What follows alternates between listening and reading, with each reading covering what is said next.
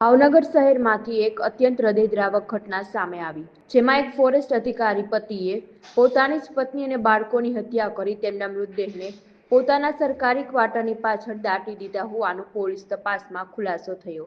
ભાવનગર પોલીસને શંકાસ્પદ ગતિવિધિની માહિતી મળતા તપાસ દરમિયાન દાટેલી હાલતમાં મળેલા મૃતદેહોનો ભેદ ઉકેલાયો. પોલીસ તપાસમાં સામે આવ્યું કે આરોપી ફોરેસ્ટ અધિકારી શૈલેષ ખાંભલાએ પત્ની અને બાળકોની હત્યા કર્યા બાદ પથ્થર સાથે બાંધીને મૃતદેહને ક્વાર્ટરની પાછળના ભાગે દાટી દીધા હતા. પોલીસે આરોપી ફોરેસ્ટ અધિકારી શૈલેષ ખાંભલાને સુરતથી ઝડપી લીધો અને તેની અટકાયત કરીને સઘન પૂછપરછ હાથ ધરી. પૂછપરછમાં આરોપીએ પોતાનો ગુનો કબૂલ્યો હતો. ઘરકંકાસને લઈને આરોપી શૈલેષ ખાંભલાએ ઓશિકા વડે મોઢું દબાવીને પોતાની પત્ની અને બાળકોની હત્યા કરી હતી અને ત્યારબાદ તેમના મૃતદેહને દાટી દીધા હતા.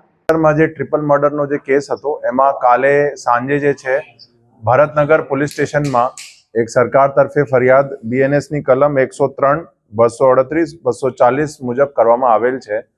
એમાં જે છે મુખ્ય આરોપી જે છે આપણો શૈલેષભાઈ ખાંભલા એને જે છે આજ સવારે પોલીસ પ્રાથમિક પૂછપરછ કરી છે અને પછી આજે જે છે અત્યારે એને અટક કરવામાં આવેલ છે અને આગળની હાલ અત્યારે તપાસ ચાલુ છે. પ્રાથમિક પૂછપરછમાં એને કબૂલાત કરી છે કે આ એને જે છે એના વાઈફ નૈનાબેન અને એના જે દીકરા દીકરી હતા એના મર્ડર કરી નાખ્યું છે. 5 તારીખે સવારે જે છે એને ત્રણેયના મર્ડર કર્યું હતું. મેઇન જે હતું કે એને જે આપનો જે તકિયા હોય છે એનાથી પહેલા એના પત્નીનો મોઢો એને દબાવ્યું, એનાથી પહેલા પત્નીનો મર્ડર કરી નાખ્યો અને પછી એના દીકરા અને પછી દીકરી, એવી રીતે એને જે છે આ ત્રણેયના મર્ડર કર્યું હતું. પછી જે આપને પહેલા પણ કીધું કે અહીંયા ઘરના બગલમાં એક ખાડા હતો, તો 5 તારીખે સવારે જે છે એને ત્રણેય બોડી જે છે એમાં પથ્થર સાથે ખાડામાં નાખી દીધું, કેમકે એમાં પાણી હતું તો બોડી ઉપર ના આવે એટલા માટે. અને જે બોડીને વ્યવસ્થિત હાઇડ કરવા માટે જે છે એના ઉપર એક ડોર અને જે આપનું ગાદલા હોય છે એ પણ એના ઉપર નાખી દીધું હતું. અને 6 તારીખે જે છે એના સબોર્ડિનેટના કહીને એના ઉપર જે છે એને પછી જે માટી જે હોય છે એ બધું ભરાવીને એને બધું વ્યવસ્થિત જે છે અહીંયા ખાડાને ભરાવી દીધું હતું. તો આ અત્યારે હાલ જે છે એમાં અમે જાણવા મળ્યું છે. એનો મેઇન મોટિવ જે હતું એ એવી રીતે છે કે એનો અને એને વાઈફ બંને વચ્ચે ઘરકંકાસ હતું. વાઈફનો આગ્રહ હતો કે એના સાથે રહે એનો પરિવાર, અને આનો કહેવાનું હતું કે અત્યારે જે છે એની વાઈફ જે છે એના હસબન્ડના જે સાસરી પક્ષ છે સુરતમાં એ લોકો રહે, એમાં ઘણા દિવસોથી ઘરકંકાસ ચાલતું હતું અને એટલા માટે જે છે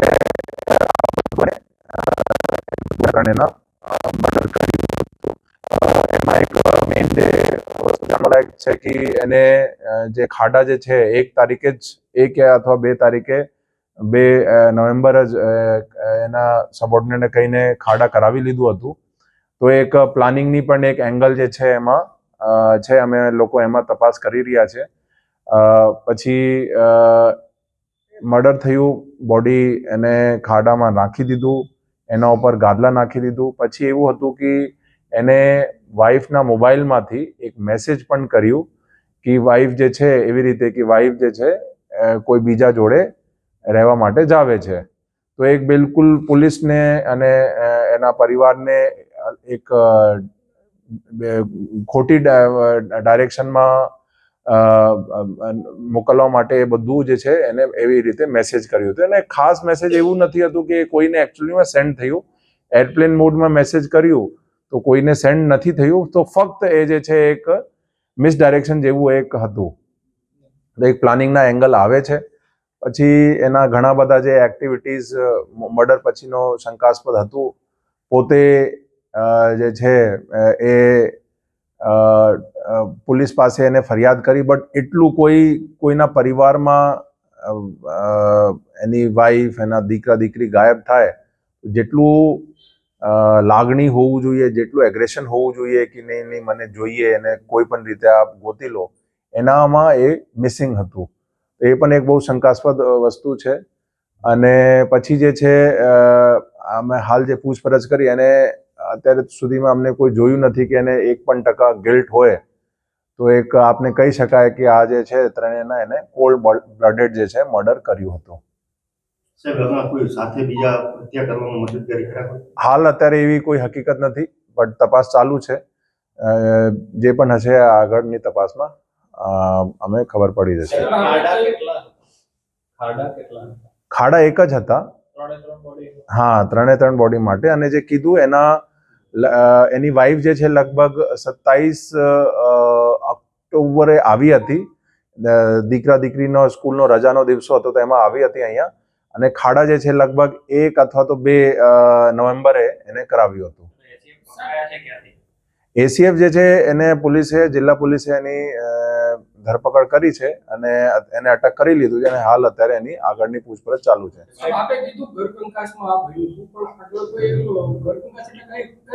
ઘરકંકાસ જે કીધું, એક પ્રાઇમરી જે રીઝન હતું આ બંને વચ્ચે ઘરકંકાસનો એવું હતું કે વાઈફ જે છે એ ઈચ્છતી હતી કે એના જોડે એના દીકરા દીકરી સાથે ભાવનગર રહે, અને જે પોતે જે છે એ એના માટે ના પાડતા હતા અને એમ કહેતા હતા કે એના જે સાસરી પક્ષ એટલે સુરતમાં લોકો રહે.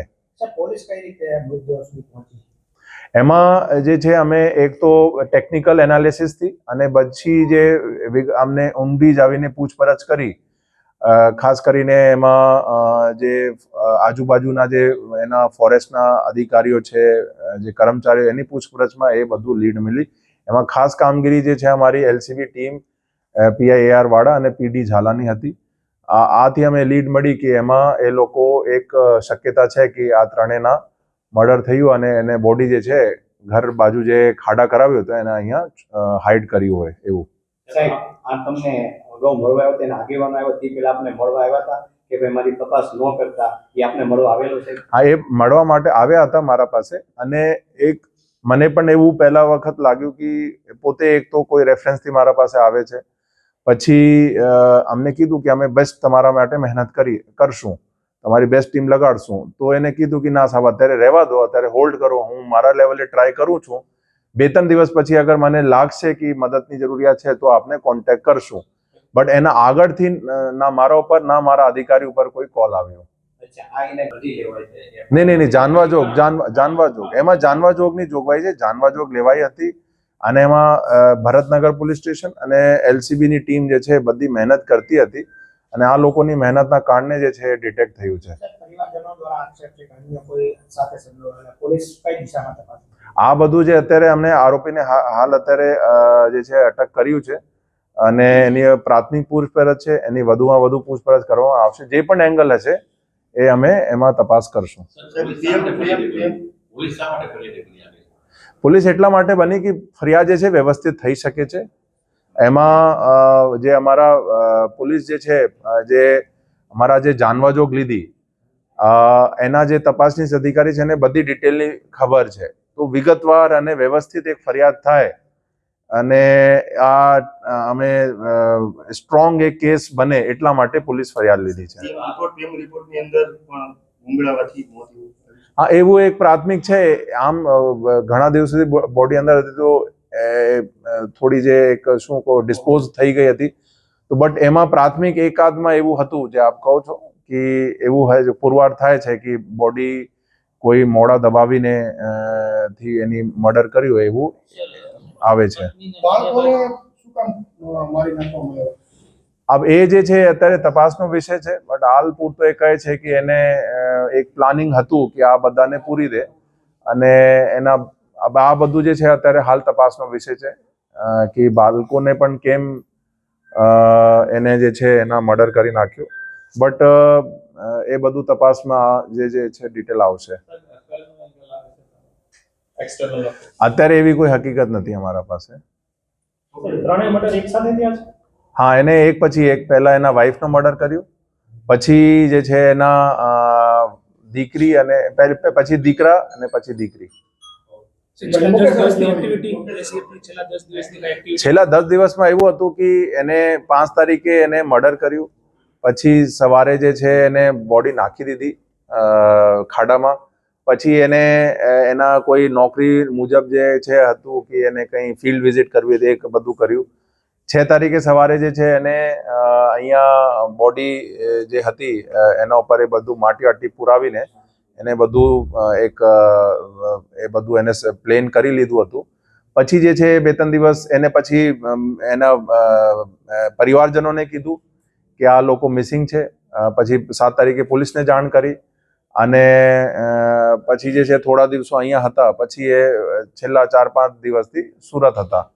અને એક વસ્તુ છે કે એ 5 તારીખે રાત્રિ એટલે 5-6 ની નાઇટ જે છે એ અહીંયા એનો રોકાણ અહીંયા નથી હતું. એના ઘરે ભાવનગરમાં હતા, તેમ છતાં અહીંયા એનું રોકાણ નથી હતું અને કંઈ આજુબાજુમાં ફરતા હતા. તો એને ક્યારે પણ જે મર્ડર પછી ઘરમાં રાત્રિ રોકાણ થયું એવું નથી. એમ રિપોર્ટ આવશે, તે વિસરે પણ લીધું છે, એની બધી FSL એનાલિસિસ કરશે. એ જેટલું ઝડપ થાય એટલું અમે ટ્રાય કરશું કે આવી જાય. નહીં, બિલકુલ અફસોસ નથી. નાટક કરે છે, બિલકુલ અફસોસ નથી. એને એમ કીધું, એને કીધું કે એનો પરિવાર મિસિંગ છે અને પરિવાર મિસિંગ છે અહીંયા 5 તારીખની સવારથી. તો અગર પરિવાર એના વાઈફ અને એના દીકરા દીકરી નીકળે ગેટના બહારથી તો કંઈ ના કંઈ સીસીટીવીમાં આવશે. બટ અમારી ટીમ જે છે પહેલા એનાલિસિસ કરી, કોઈ પણ ટીવીમાં સીસીટીવીમાં આવ્યું નથી. આ લોકોની જે કોઈ મુવમેન્ટ હોય એવું આવતું નથી હતું. અને જે ફોરેસ્ટ જે ગાર્ડ છે ગેટ ઉપર એ પણ ના પાડી કે એની કોઈ એક્ઝિટ મુવમેન્ટ અહીંયાથી થયું એવું નથી. તો એ બધું એક ફક્ત અને ફક્ત જે છે પ્લાનિંગ સાથે પોલીસને ગેરમાર્ગે કેવી રીતે દોરી શકાય એના માટે એક મેસેજની એક માહિતી આપી દીધી અને આ લોકો મિસિંગ છે એ બધું નાટક કરતા હતા.